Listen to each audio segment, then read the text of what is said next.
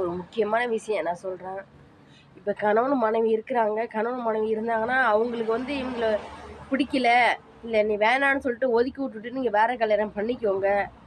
இல்ல வந்து நீங்க கல்யாணம் வேணாம் வேணாம் அழகா வேணான்னு சொல்லிட்டு கல்யாணம் பண்ணிக்கோங்க. தயவு செஞ்சு வந்து தற்கொலை பண்ணணும், அந்த சாவணுங்கிற முடிவு எடுக்காதீங்க.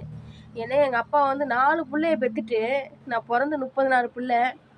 எனக்கு எனக்கு எங்க அப்பா ஞாபகம் வந்துச்சுங்க.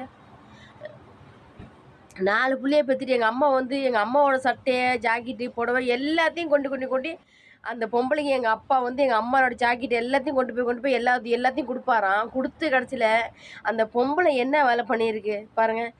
2 பேரும் மருந்து குடிச்சு செத்துப்போன்னு சொல்லிட்டு வர சொல்லிட்டு எங்க அப்பாவும் மருந்து வாங்கிட்டு வந்திருக்காரு. நல்லா நீங்க இத கேளுங்களேன். மருந்து வாங்கிட்டு எங்க அப்பா வந்திருக்காரு.